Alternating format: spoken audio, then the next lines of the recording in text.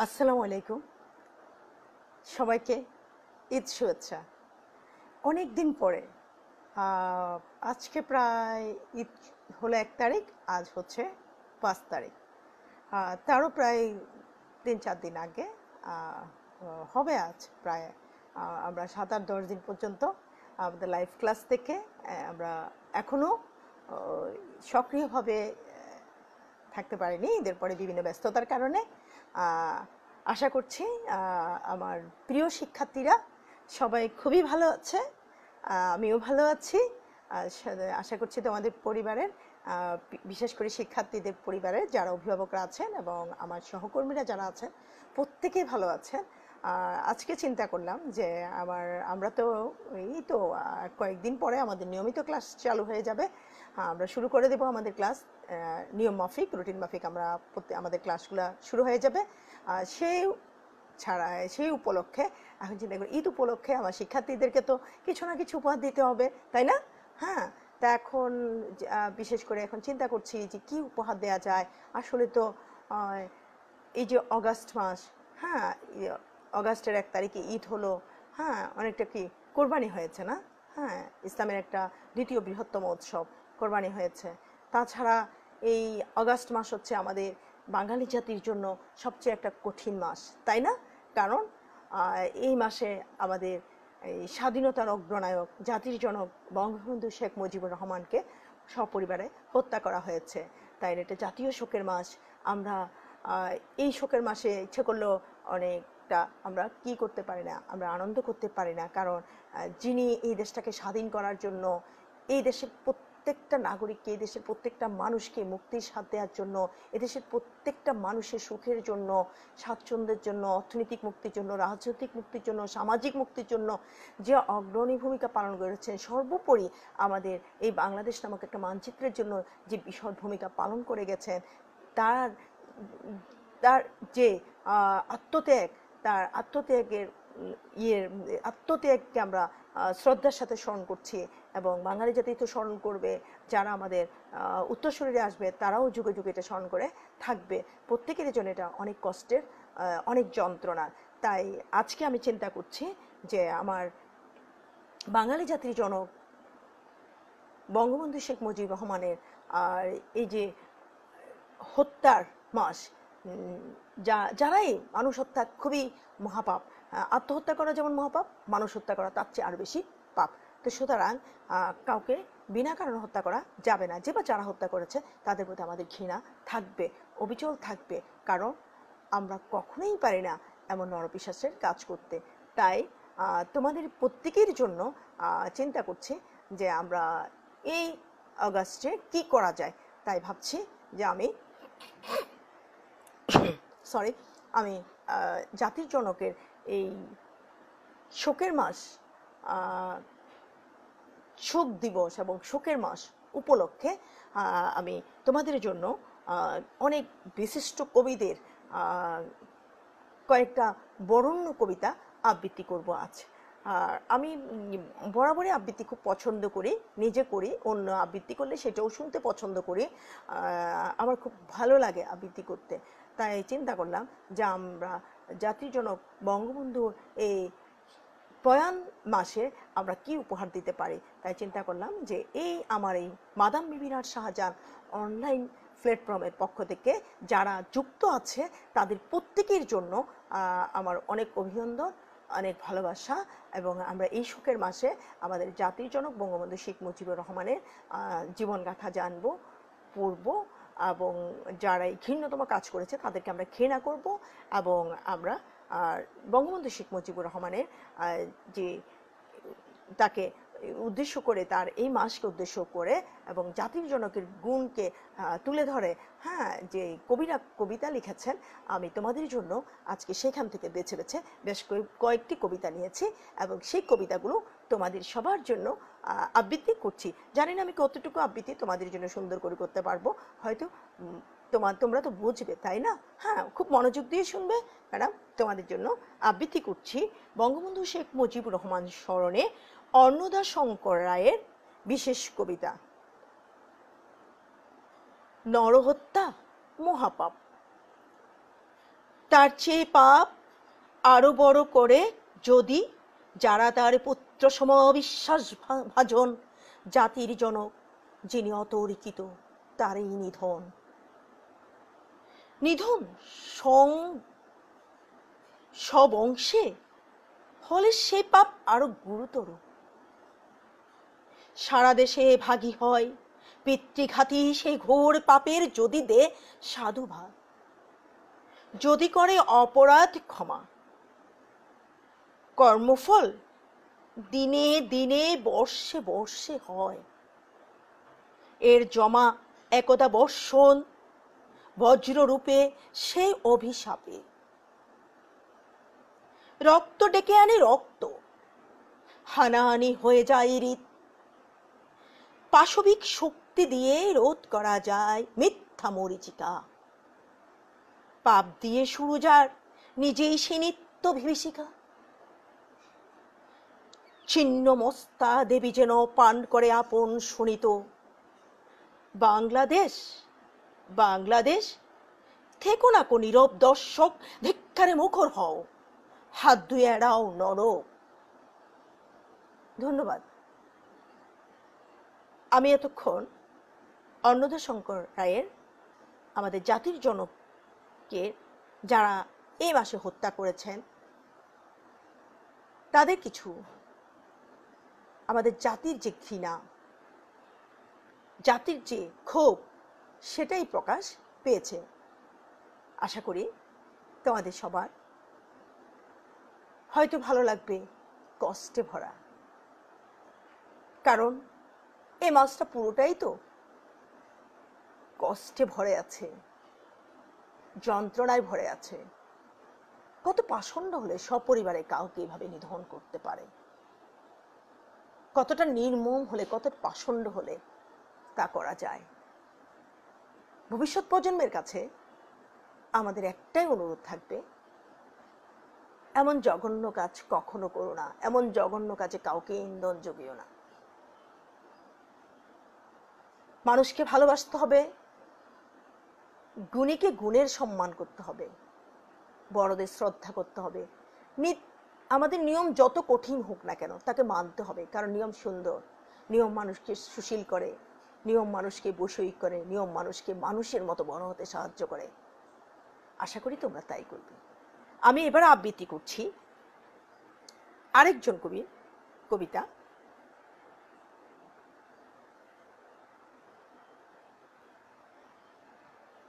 কবি রফিক আজাদ। এই সিঁড়ি। এই সিঁড়ি নেমে গেছে বঙ্গোপসাগরে, সিঁড়ি ভেঙ্গে রক্ত নেমে গেছে ৩২ নম্বর থেকে, সবুজ শস্যের মাঠ বেয়ে অমল রক্তের ধারা বয়ে গেছে বঙ্গোপসাগরে। মাঠময় শস্য তিনি ভালোবাসতেন। আহত দোচক ছিল পাখির প্যাসি, পাখি তার মুখ প্রিয় ছিল। গাছগাছালির দিকে প্রিয় তামাকের গন্ধ ভুলে চোখ তুলে একটুখানি তাকিয়ে নিতেন। পাখিদের শব্দে তার খুব ভোরে ঘুম ভেঙে যেত। স্বপ্ন তার বুক ভরেছিল, পিতার হৃদয় ছিল স্নেহে আর্দ্র চোখ। এদেশের যা কিছু তা হোক না নগণ্য, ক্ষুদ্র তার চোখে মূল্যবান ছিল। নিজের জীবনই শুধু তার কাছে খুবই তুচ্ছ ছিল। স্বদেশের মানচিত্র জুড়ে পড়ে আছে বিশাল শরীর, তার রক্তে মাটি উর্বর হয়েছে সবচেয়ে রূপবান দীর্ঘাঙ্গ পুরুষ। তার ছায়া দীর্ঘ হতে হতে মানচিত্র ঢেকে দেয় সস্নেহে আদরে। তার রক্তে প্রিয় মাটি উর্বর হয়েছে, তার রক্তে সবকিছু সবুজ হয়েছে। এই সিঁড়ি নেমে গেছে বঙ্গোপসাগরে, সিঁড়ি ভেঙে রক্ত মেয়ে গেছে স্বপ্নের স্বদেশ বোপে, সবুজ শস্যের মাঠ বেয়ে অমল রক্তের ধারা বয়ে গেছে বঙ্গোপসাগরে। ধন্যবাদ সবাইকে। রফিক আজাদ কি সুন্দর কবিতা লিখেছেন, কি অনুভূতি তার ছিল। 32 নম্বর বাড়িতে জাতির জনক বঙ্গবন্ধুকে সপরিবার হত্যা করা হয়েছে। বুলেটের আগারে ঝাঁঝরা করে ফেলেছে বঙ্গবন্ধু সমস্ত শরীরকে। রক্ত ওই 32 নম্বরের বাড়ি বেয়ে বেয়ে বঙ্গোপসাগর পর্যন্ত বেয়েছে। ওই দীর্ঘ দেহখানা বড় হতে হতে মানচিত্র ঢেকে গেছে। এই সবুজ শস্য মাঠ জাতির জনকের রক্তে লাল হয়ে গেছে। এমন নির্মম, এমন পাষণ্ড মানুষ হতে পারে? এই নির্মম হত্যাকাণ্ড না দেখলে মানুষ কখনো বিশ্বাস করবে না এমন জঘন্য মানুষও পৃথিবীতে আছে, এমন নির্দয় নির্মম মানুষও পৃথিবীতে আছে। আমাদের ভবিষ্যৎ প্রজন্মের কাছে আমাদের সবচেয়ে বড় জবাব, মানুষের মতো মানুষ হবে, বিবেকবোধ সম্পন্ন মানুষ হবে। অত বেশি বেশি নাম্বার পেয়ে, অত বেশি বেশি উঁচু উঁচু ভারী ভারী সার্টিফিকেটের কোনো দরকার নেই। একজন যোগ্য, একজন ভালো মানুষ, মানবিকতা সম্পন্ন মানুষ, এটাই দরকার, এটাই চাই সমাজ। আবৃত্তি করছি সেই তৃতীয় কবিতা, ধন্য সে পুরুষ, শামসুর রহমান। কবি শামসুর রহমান লিখেছেন ধন্য সেই পুরুষ। কে? আমাদের জাতির জনক বঙ্গবন্ধু শেখ মুজিবুর রহমান। ধন্য সেই পুরুষ, নদীর সাঁতার পানি থেকে যে উঠে আসে সূর্যোদয়ের সঙ্গে সঙ্গে। ধন্য সে পুরুষ, নীল পাহাড়ের চূড়া থেকে যে নেমে আসে প্রজাপতিময় সবুজ গালিচার মতো উপত্যকা। ধন্য সে পুরুষ, হৈমন্তিক বিল থেকে সে উঠে আসে রং বেরঙের পাখি ওড়াতে ওড়াতে। ধন্য সে পুরুষ, কাহাতের পর মই দেয়া ক্ষেত থেকে যে ছুটে আসে ফসলের স্বপ্ন দেখতে দেখতে। ধন্য আমরা, দেখতে পাই দূর দিগন্ত থেকে এখনো তুমি আসো, আর তোমার ওই প্রতীক্ষায় বেকুল আমাদের প্রাণ, যেন গ্রীষ্মকাতর হরিণ জলধারার জন্যে। তোমার বুক ফুঁড়ে অহংকারের মতো ফুটে আছে রক্ত জবা, আর আমরা সেই পুঁথের দিকে চেয়ে থাকি, আমাদের চোখের পলক পড়তে চায় না। অপরাধে নত হয়ে আসে আমাদের দুঃস্বপ্নময় মাথা। দেখো, একে একে সকলেই যাচ্ছে বিপথে। অধপাত মোহিনী নর্তকীর মতো জুড়ে দিয়েছে বিবেক ভোলানো নাচ মনীষার মিনারে। বিশ্বস্ততা চোরা গর্ত খুঁড়েছে সুরীদের জন্য, সত্য খান খান হয়ে যাচ্ছে। যখন তখন কুমোরের ভাঙ্গা পাত্রের মতো চাটুকারদের ঠোঁটে অষ্টপ্রহর ছোটে কথার তুবড়ি দেখো। যে কোনো ফলের গাছ সময়ে অসময়ে ভরে উঠেছে শুধু মাকাল ফলে। ধন্যবাদ কবি শামসুর রহমানকে এত সুন্দর করে কবিতা লেখার জন্য। এত আবেগঘন কবিতা কার হতে পারে? বঙ্গবন্ধু শেখ মুজিবুর রহমানই তো। এত গুণ, এত ভালোবাসা, এত কিছু, সব কিছু তারই তো পাওয়া, তাই না? কে ভালো লাগছে? হ্যাঁ, আমি মনে করছি সবারই। হ্যাঁ, কষ্টের মাস, তবু কষ্টের মধ্যে কিছু কি থাকে? ভালো লাগা থাকে। কষ্টের মাঝেও কিছু ভালো লাগা থাকে। যেমন হাড়ের মাঝেও জিত থাকে, সেই জিত কিন্তু অদৃশ্য। আমরা একটা স্বাধীন দেশ পেয়েছি, হয়তো আমরা জাতির জনককে হারিয়েছি, কিন্তু জাতির জনক এমন একজন মানুষ, তাকে বাঙালি জাতি কখনো হারাতে দেবে না। তিনি প্রজন্মের পর প্রজন্ম, এই দেশ যতদিন থাকবে, বাংলার মানচিত্র যতদিন থাকবে, ওই অগ্রনায়কের কথা তেমনই থাকবে।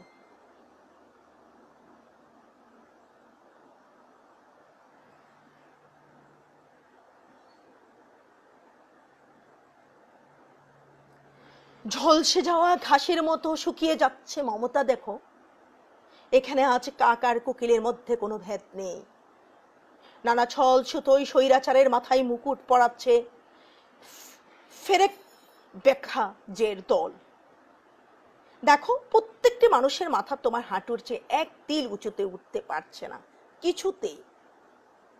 তোমাকে হারিয়ে আমরা সন্ধ্যায় হারিয়ে যাওয়া ছায়ার মতো হয়ে যাচ্ছিলাম। আমাদের দিনগুলো ঢেকে যাচ্ছিল শোকের পোশাকে। তোমার বিচ্ছেদের সংকটের দিনে আমরা নিজেদের ধ্বংসস্তূপে বসে বিলাপে ক্রন্দনে আকাশকে ব্যথিত করে তুলেছিলাম ক্রমাগত, তুমি সেই বিলাপকে রূপান্তরিত করেছ জীবনের স্তুতিগানে। কেননা জেনেছি জীবিতের চেয়ে অধিক জীবিত তুমি। ধন্য সে পুরুষ যার নামের উপর রৌদ্র ঝরে চিরকাল গান হয়ে নেমে আসে শ্রাবণের বৃষ্টিধারা, যার নামের উপর কখনো ধুলো জমতে দেয় না হাওয়া। ধন্য সে পুরুষ যার নামের উপর পাখা মেলে দেয় জ্যোৎস্না স্রাত সারস। ধন্য সে পুরুষ যার নামের উপর পতাকার মতো দুলতে থাকে স্বাধীনতা। ধন্য সে পুরুষ যার নামের উপর ঝরে মুক্তিযোদ্ধাদের জয়ধ্বনি। কবি কি আবেগ দিয়ে কবিতাটা লিখেছেন, কত গুণে গুণান্বিত জাতির জনক বঙ্গবন্ধু শেখ মুজিবুর রহমান, ছোট্ট সেই মা বাবার আদরের খোকা, যিনি 1920 সালের 17 মার্চ এই পৃথিবীতে এসেছিলেন। বাংলাদেশ নামক এই পৃথিবীটি জন্ম দেওয়ার অগ্রনায়ক হিসাবে এই জাতিকে একটা স্বাধীন দেশ দিয়েছেন। আমরা এখন চাই আমাদের স্বাধীনতার, সত্যিকারের স্বাধীনতার মুকুটটা যেন আমরা সকলেই মিলে রক্ষা করতে পারি, আমরা যেন বঙ্গবন্ধুর সোনার বাংলাদেশ তৈরি করতে পারি। ধন্যবাদ। আসছি 4 নম্বর কবিতায়। আনিসুল হক লিখেছেন 32 নম্বর, মেঘের ওপারে। আকাশের ওপারে আকাশ, তার উপরে মেঘ, মেঘের মধ্যে বাড়ি 32 নম্বর মেঘমহল। 32 নম্বরের বারান্দায় দাঁড়িয়ে আপনি, আপনার গায়ে ধবধবে সাদা পাঞ্জাবি, চোখে কালো মোটা ফ্রেমের চশমা, হাতে পাই। ছাদের কিনারে সানশেডে উঠছে কবুতরগুলো, উঠানে সাইকেল রিক্সা চালাচ্ছে লাল সোয়েটার পরা রাসেল। পানের ডিব্বা নিয়ে ডাইনিং টেবিলের পাশে গোল টেবিলটাতে সুপারি কাটাই ব্যস্ত আপনার রেনু। জামাল মুক্তিযুদ্ধের ট্রেনিং এর সময় পাওয়া ক্যাপটা পরে আয়নায় তাকাচ্ছেন। ছাদের ঘরে বেহালা বাজাচ্ছেন কামাল। মেঘে মেঘে ছড়িয়ে পড়েছে বেহালার মূর্ছনা। আকাশের উপরে আকাশ, তার উপরে মেঘ, মেঘের মধ্যে বাড়ি 32 নম্বর মেঘমহল। সেখানে দোতলায় ঝুল বারান্দায় দাঁড়িয়ে পুরল্যান্সের ভেতর থেকে পূর্ণ চোখে তাকিয়ে আপনি দেখছেন যেমন করে দেখছিলেন 71-এর মাছ উড়ানো, সবুজের মধ্যে লাল সূর্য আর হলুদ মানচিত্র খচিত পতাকা।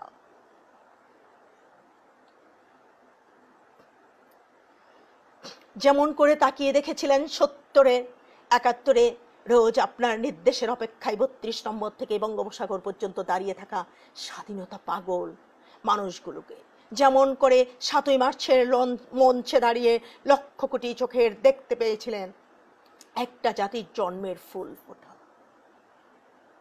যেন আপনি রিলকে, পৃথিবীর শেষতম কবি, যিনি শিল্পীর মগ্নতা নিয়ে নিরীক্ষণ করেন কি করে কলি থেকে পাপড়ি উন্মিলিত হয়, ফুটে ওঠে ফুল। আকাশের উপরে আকাশে মেঘমহলের 32 নম্বরের বারান্দায় দাঁড়িয়ে আপনি তাকিয়ে আছেন। বারবার দেখেও আপনার আঁশ মিটছে না। শিল্পী যেমন ছবি আঁকা শেষ করে ক্যানভাস থেকে দূরে গিয়ে পুরোটা ছবি বারবার করে দেখেন, লেখা সম্পন্ন হয়ে যাওয়ার পরও রবীন্দ্রনাথ যেমন বারবার পড়তেন তার কবিতা আর পাণ্ডুলিপিটাকে বানিয়ে ফেলতেন একটা আস্ত শিল্পকর্ম, তেমনি করে আপনি দেখছেন আপনার আঁকা ছবিটাকে দূর থেকে, কিন্তু পূর্ণ চোখে। আপনি তেমনি করে আপনি পড়েছেন আপনার লেখা কবিতাটাকে। অপার্থিব শিল্প সুসময় অপরূপ দিব্যকান্তি, আপনি দেখেছেন কি রকম জল জল করছে আপনার শিল্পকর্মখানি। দেখছেন কি রকম করে মাথা উঁচু করে দাঁড়াচ্ছে বাঙালিরা, দেখছেন কি রকম মুক্ত কণ্ঠে তারা গাইছে আমার সোনার বাংলা। সকণ্ঠে রচিত কবিতা পাঠ করে শোনানোর কবিজনোচিত উজ্জ্বলতার মগ্নতা অবয়ব জুড়ে ভোরের সোনালি আলোয় কাঁচা পাকা চুলে স্বর্গীয় দ্যুতি।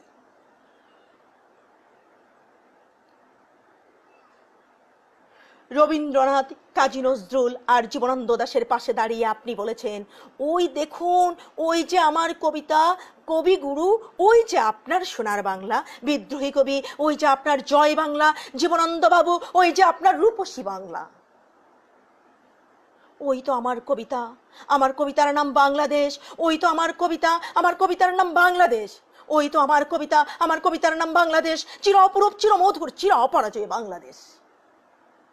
আপনি চশমা খুলে হাতে নিলেন, আপনার উজ্জ্বল চোখ দুটি থেকে গড়িয়ে পড়ল দুফুটু অশ্রু। অনেক নিচে মুত্তের এক চার কোণা ঘরে লেখার টেবিলে বসে আছি। আমার চোখ ভিজে গেল। আমি পাশ টেবিলে রাখা বাংলাদেশের পতাকাটা বুকে জড়িয়ে ধরে ফেললাম। কে বলেছে আপনি নাই? এই তো আপনি আছেন, এইখানে, সবখানে, সমস্ত বাংলায়। এখানে বাংলার লাল সবুজে আমাদের অশ্রু আর ভালোবাসায়। আমাদের মাথা উঁচু করে দাঁড়াবার আর এগিয়ে যাওয়ার অমোঘ মন্ত্রে মানুষকে দাবায় রাখতে পারবা না।